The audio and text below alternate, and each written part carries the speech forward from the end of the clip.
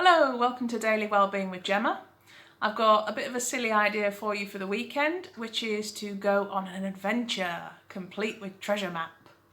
So this came up as part of a discussion I was having with a friend about how, children do daft things like this all the time. They make up a dance, create a treasure map, they draw whatever they feel like, invent their own songs. They're really creative and they get a lot of joy out of doing that. Whereas as adults, we get out of that habit. And it's a shame because there's a lot of fun to be had in doing it. So I invite you to have a go at doing some of these silly childhood experiences, because going back to that well-being model, sometimes intellectually it can be quite good for us and stimulating to go back to what we enjoyed as a child. Emotionally, we can have that positive nostalgia, and we can also include other people in it, which brings us joy. So you might like to make a treasure map if you're doing an activity with friends and family. It might be that you make an actual treasure hunt out of it. It could be that you do it as a bit of a keepsake or a gift. Maybe the map could represent a place of significance, or it could be a map of your home. You might want to make a treasure map based on something that you've seen in films, so kind of plot out the key locations in a story that you enjoy.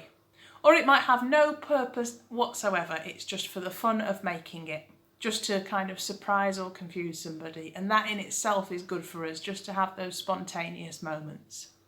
So I'm going to show you the treasure map that I've made and the steps that I've taken. Up to you how many of those steps you want to follow, because it's just about you having fun and doing something enjoyable. I really recommend that you include other people where you can in kind of designing it or enjoying the map when you've finished. I've got a small mug of concentrated tea and paper on trays. Now you could just pour it, but I'm choosing to use a paintbrush because I'm going to try and not make too much of a mess of my kitchen. Bit difficult to do this one-handed, so I'll do a bit more and then start the video again. So I've done the first side and you can see it's gone wrinkly, slightly brown. I'm going to turn it over and see if the other side needs doing as well. Yeah, so you can see the other side is still white. So again, I'm going to do another thin layer, and keeping it thin means it won't take too long to dry. If you do a very thick layer, your paper might tear. Okay, so now both sides are painted. I'm going to leave that just as it is to dry. If you try hanging them, then they'll misshape, which you might want. There's a chance that they would also tear. So because it's been quite warm here recently, I'm just going to leave it on the tray to dry, and that way it'll stay relatively flat. You might want to use the tea bag itself and dab it on a few areas to get some darker patches. And then once you've done that, you could even use the paintbrush to gently blend those bits in.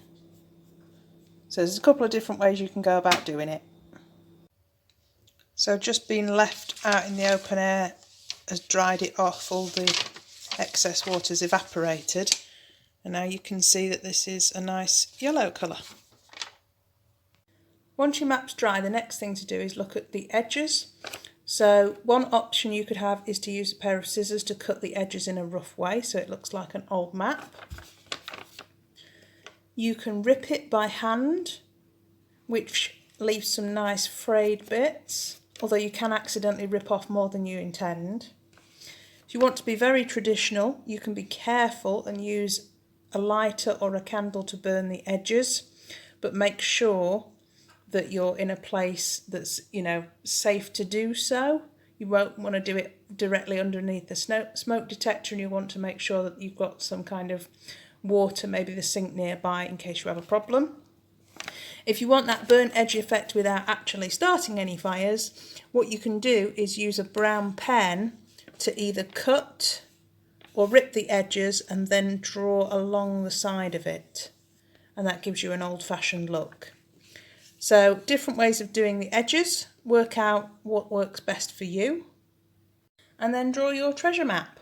So you might want to use felt tips that have got shades of brown. You might want to go for biro, and if so, I recommend using black rather than blue. So think about your outlining first. Are you going for the shape of your house? Are you going for just a random desert island? You might want to think about if there's space for things like bays. Put details on, so I'm going to do a ship here.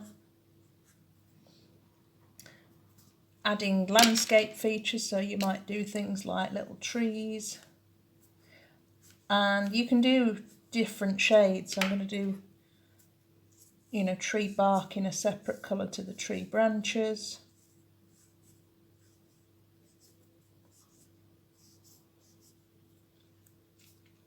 Might put on some mountain ranges.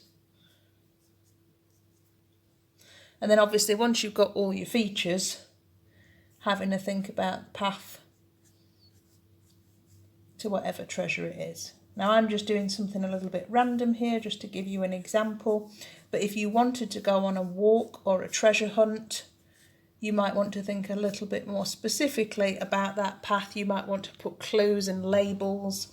If you are going to do labels, I mean, you can write the label in pen, so it might be Forbidden Forest.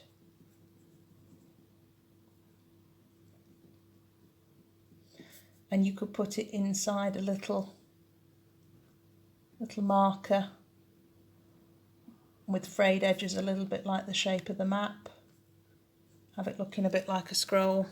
So play around with it and just enjoy the different stylistic elements that you can add. You can add a lot more detail, labels, water features, and you can even put in things related to your home or the area that you're going to be searching in. Now that you've finished your treasure map, have a think about what you'll do with it, if at all. Is it something that you're going to display? Maybe give to somebody as a amusing gift or keepsake? Are you going to use it for a game, for an adventure, to go on a walk? Once you finish with it, you might want to do something with it, or you might just want to recycle it and enjoy that you had a go at making it. But either way, I hope that you had a little bit of experience in your inner child throughout that process, and that you had fun with the people that were around you. See you next time. Bye.